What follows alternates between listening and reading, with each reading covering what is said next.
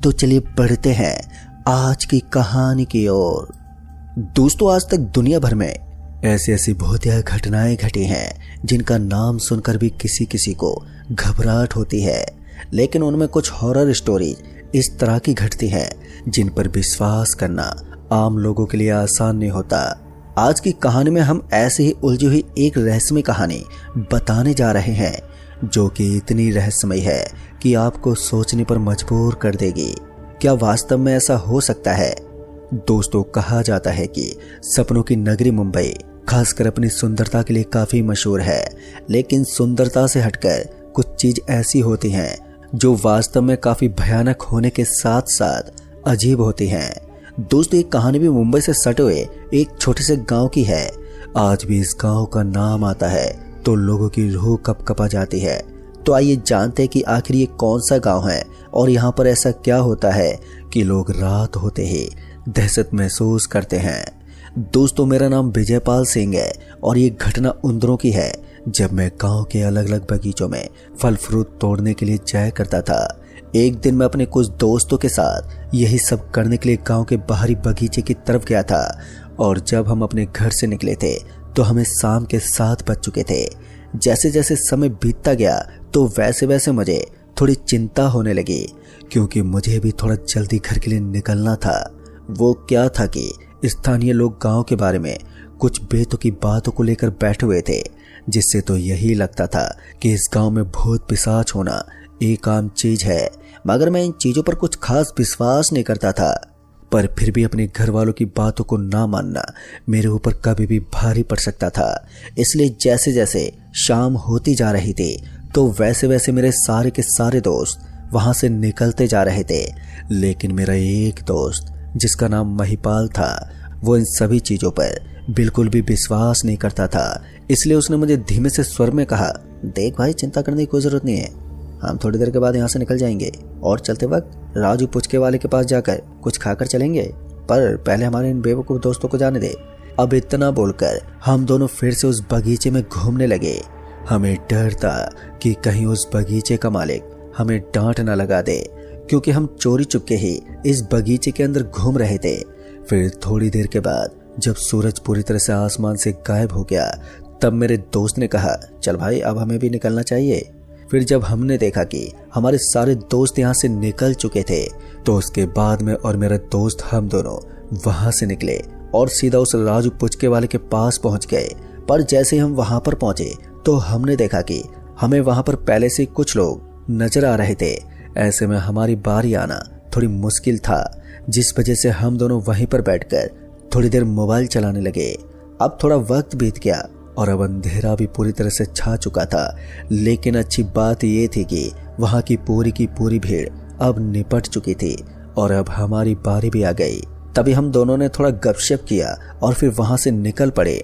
और फिर हमने देखा कि इस वक्त रात के 8:15 बज चुके थे, लेकिन मैंने अपने घर वालों से सुना था कि इस वक्त हमारे ऊपर काली शक्तियां मंडरा सकती थी।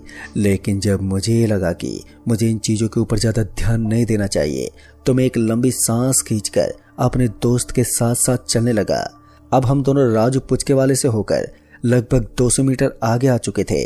हमारा घर अभी भी 800 से 900 मीटर की दूरी पर था, मगर हमें मालूम नहीं था कि आज की रात एक गहरी काली रात है, जिसको काली अमावस्या की रात का दर्जा दिया जाता है। इस रात को इतना ज्यादा भयानक माना जाता है कि लोग डर के मारे हताश हो जाते हैं और अपने घरों का दरवाजा शाम के लगभग 7 बजे के बाद ही बंद कर लेते हैं और घर का दरवाजा नहीं खोलते। कहने को तो ये काफी अजीब है, लेकिन जब हमने भी उस रात को लगभग 8:30 बजे ही महसूस किया तो एक बार के लिए हमारे पूरे बदन में सनसनी मच गई। मगर उसके बाद हमने सोचा कि अब जो होगा वो देखा जाएगा, और यही सब सोचते हुए हम आगे की तरफ बढ़ने लगे। हम थोड़ी दूर आगे गए ही थे कि तभी हमें सड़क से थोड़ी सी दूरी पर एक बूढ़ा आदमी नजर आने लगा। दरअसल हमने देखा कि वो बूढ़ा आदमी वहां पर कुछ कर रहा था और उसके हाथ में लालटेन थी। उसे ऐसा करता हुआ देखकर हम दोनों के कदम एकदम से रुक गए और उसके बाद हम दोनों वहीं आजू बाजू में देखने लगे, पर हमें समझ में नहीं आ रहा था कि वो किस चीज की तलाशी में है। फिर उसके बाद मेरे दोस्त ने कहा, भाई तो रुक, मैं जरा 1 मिनट में आता हूँ। इतना कहकर वो उस बूढ़े आदमी की तरफ चला गया और फिर जैसे ही वो वहां पर पहुंचा तो उनके बीच कुछ बात होने लगी और फिर उसने मुझे भी अपनी तरफ आने का इशारा किया। इशारा पाते ही मैं भी अपने दोस्त की तरफ चला गया। मुझे ये सब कुछ ठीक तो नहीं लग रहा था, लेकिन इसके बावजूद भी मैं उसके पास चला गया। फिर जैसे मैं उसके पास गया तो मैंने देखा कि उस बुजुर्ग आदमी के चेहरे की हवा उड़ी हुई थी और वो काफी परेशान लग रहा था। फिर जब मैंने अपने दोस्त से पूछा तो उसने बताया कि उस बूढ़े आदमी के घर की चाबी यहीं कहीं गुम हो गई है, मगर मुझे तो उसका घर भी कहीं नजर नहीं आ रहा था। इसलिए मैंने उस बूढ़े आदमी से कहा, लेकिन बाबा मुझे आपका घर कहीं नजर नहीं आ रहा है यहाँ पर। अब मेरी बात सुनते ही उसने मेरी ओर देखते हुए कहा, बेटा यहाँ से आगे बाई तरफ एक मोड़ पड़ता है और उसी मोड़ से थोड़ा आगे मेरा घर है। हालांकि मैं उस रास्ते को अच्छी तरह से जानता था, लेकिन मैंने तो आज से पहले वहां पर कोई मकान नहीं देखा था। फिर मैंने सोचा कि शायद मैं कंफ्यूज हो रहा हूँ, इसलिए मुझे उस बाबा की मदद करनी चाहिए। और फिर यूं ही हम तीनों लोग उस चाबी को ढूंढते ढूंढते अब हम अपने रास्ते से बहुत दूर आ चुके थे और ऊपर से मुझे ये भी समझ में नहीं आ रहा था कि अब हम दोनों कहाँ आ चुके थे, क्योंकि चारों तरफ अंधेरा बुरी तरह से पसर गया था। हमें अब अपने ही रास्ते के बारे में कोई भी जानकारी नहीं थी और हम दोनों को ऐसा लग रहा था कि जैसे हम गुम हो चुके हैं। अब हम दोनों एक दूसरे का मुंह ताक रहे थे कि तभी हमने देखा कि अभी अभी जो बूढ़ा आदमी हमें दिखाई दे रहा था वो अब कहीं भी नहीं था। अब ये नज़ारा देखते ही हम दोनों के होश उड़ गए, क्योंकि ये सारी चीजें हमारी कल्पना से बाहर होने लगी थी। लेकिन मेरा दोस्त अभी भी मानने को तैयार ही नहीं था कि यहाँ पर कुछ गलत हो रहा है। उसे तो ऐसा ही लग रहा था कि जो भी हमारे साथ हो रहा है ये सिर्फ एक इत्तेफाक है। फिर उसके बाद मैंने अपने दोस्त से कहा, देख भाई अगर तुझे आना है तो आजा, वरना मैं तो यहाँ से निकल रहा हूँ। मेरी बात सुनते उसने मेरा हाथ पकड़ लिया। शायद अब उसे भी हल्की फुल्की घबराहट होने लगी थी और हम दोनों जैसे ही वहां से निकलने वाले थे तो हमें पीछे से एक आवाज आई, अरे बेटा चाबी मिली क्या मेरी? अब ये सुनते ही हम दोनों के पांव एकदम से जम गए, क्योंकि ये आवाज अब पहले से ज्यादा भारी हो गई थी। ऐसा लग रहा था कि कोई बहुत ही बूढ़ा आदमी हमें पीछे से आवाज दे रहा है। फिर हम जैसे पीछे की तरफ घूमे तो वहां का नजारा देखकर अब हम दोनों बुरी तरह से डर गए थे। तभी हमने देखा कि पीछे की ओर अब वो बूढ़ा आदमी तो नजर आ रहा था, लेकिन उसकी मुंडी चारों तरफ घूमने लगी थी। अब उसकी गर्दन को देखकर ऐसा लग रहा था जैसे कोई गाड़ी का पहिया गोल गोल चक्कर काट रहा है। अब ये नजारा मुझे और मेरे दोस्त हम दोनों को ही दहशत में डालने के लिए काफी था। हम दोनों दोस्तों को ही समझ में नहीं आ रहा था कि अब हम दोनों क्या करें कि तभी मेरे दोस्त ने मेरे हाथ को झटका दिया और वहां से भागने को बोला। पर मैंने भी मौका पाते ही वहां से भागना शुरू कर दिया। लेकिन हम जिस गली से होते हुए भाग रहे थे तो हम पूरी तरीके से पक्के नहीं थे कि यही गली हमें इस रास्ते से बाहर लेकर जाकर छोड़ेगी, क्योंकि हम एक ऐसी जगह पर आ गए थे जहां चारों तरफ कांटेदार झाड़ियां नजर आ रही थी और इसके अलावा कुछ छोटे मोटे पेड़ पौधे थे।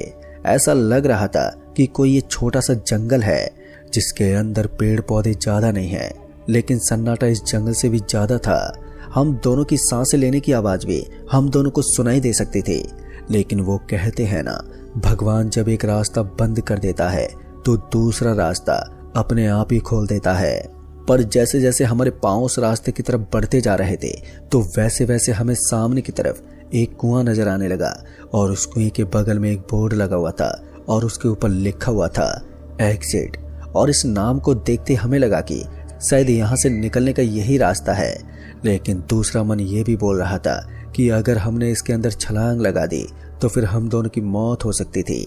लेकिन इसके अलावा यहाँ पर जिस तरफ भी जाते वहां पर हमें सिर्फ कांटेदार झाड़ियां ही नजर आती थी और ऐसे में हमें यही एक आखिरी उम्मीद नजर आ रही थी।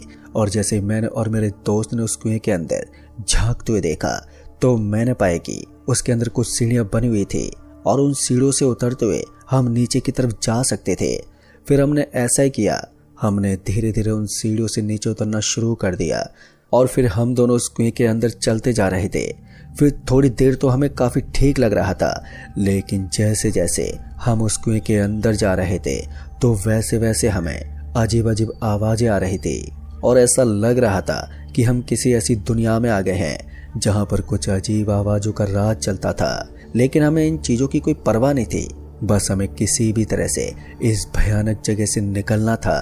हम धीरे धीरे उस कुएं की गहराई के अंदर चले गए और फिर कुछ देर के बाद हम वहां पर पहुंचे जहां पर उस कुएं का एंड होता था। तभी हमने देखा कि वहां पर हमें किसी को मंत्र बोलने की आवाज आ रही थी और इस आवाज ने हम दोनों को ही हैरान कर दिया था। तभी मेरे दोस्त ने कहा, अरे वो देख भाई, सामने की तरफ मुझे कोई नजर आ रहा है। जैसे ही मैंने सामने की तरफ देखा तो मैंने पाया कि वहां पर एक साधु बाबा अपने हाथ में कुछ लेकर वहां पर बैठा हुआ था और उसके सामने हवन जैसा कुछ हो रहा था और वो उसमें घी डाल रहा था। फिर जैसे ही हम उसके पास गए तब जाकर मुझे सांस में सांस आई, क्योंकि उसने अपने गले में काफी सारी मालाएं पहन रखी थी जिससे ये बिल्कुल नहीं लगता था कि वो कोई भूत था। और फिर मैं उसके सामने जाकर बैठ गया और मैं और मेरा दोस्त जैसे उसके सामने जाकर बैठे तो उसने अपनी आंखें खोल ली और जैसे उसने हम दोनों को देखा तो उसने अपने हवन को एकदम से रोक दिया और फिर उसके बाद हम दोनों की आंख में आंख डालकर देखने लगा। मुझे वो थोड़ा अजीब लग रहा था। इधर हमारे घर वाले भी शायद हमें ढूंढने में लगे हुए होंगे।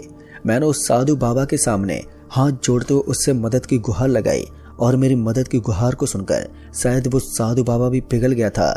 फिर उसने कहा, तुम दोनों एक बहुत ही गलत जगह पर आ गए हो। मैं तुम दोनों को यहाँ से निकाल तो दूंगा, लेकिन तुम दोनों को कुछ बातों का ध्यान रखना होगा। अगर तुम दोनों में से किसी ने भी उन बातों का ध्यान ठीक से नहीं रखा तो फिर वो हमेशा हमेशा के लिए यहीं पर कैद हो जाएगा और शायद उसकी मौत भी हो सकती है। दोस्तों, ये सुनते मेरे रोंगटे खड़े हो गए थे। फिर उस साधु बाबा ने हमारे हाथ में एक एक कपड़ा दिया। दरअसल वो सफेद रंग का कपड़ा था। बस हमें उस कपड़े को लेकर एक दरवाजे में जाना था और उस दरवाजे से होते हुए एक रास्ते पर अगर हमने गलती से भी उस कपड़े को कहीं गिरा दिया तो फिर हमारे साथ कोई भी अनहोनी हो सकती थी। मगर ऐसा कुछ नहीं हुआ। उसने हमें एक दरवाजे की तरफ भेज दिया और जैसे हम उस दरवाजे से होते हुए उस रास्ते पर निकले तो हमने देखा कि वो रास्ता बिल्कुल भी नॉर्मल नहीं था। उस रास्ते की दोनों तरफ सफेद सफेद रंग की परछाइयां हमें नजर आ रही थी। हमें बहुत डर लग रहा था, लेकिन किसी तरह से हिम्मत जुटाकर मैं और मेरा दोस्त हम उस जगह से निकल गए और फिर थोड़ी देर के बाद हम दोनों को चक्कर आने लगे।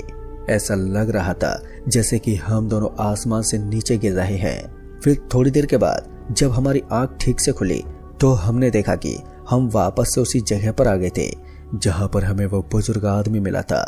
पर मुझे नहीं मालूम कि वो साधु की तरह नजर आने वाला आदमी कौन था जिसने हमारी जान बचाई थी। पर उसके बाद मैं और मेरा दोस्त घर तो पहुंच गए, लेकिन हम दोनों काफी बीमार रहने लगे।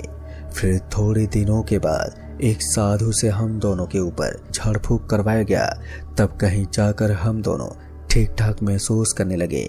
लेकिन उस दिन के बाद रात में मैं कभी भी उस रास्ते से नहीं निकलता हूँ जिस रास्ते से हमारे साथ ये भयानक घटना घटी थी। तो दोस्तों, इस कहानी में बस इतना ही। तब तक के लिए बाय एंड टेक केयर।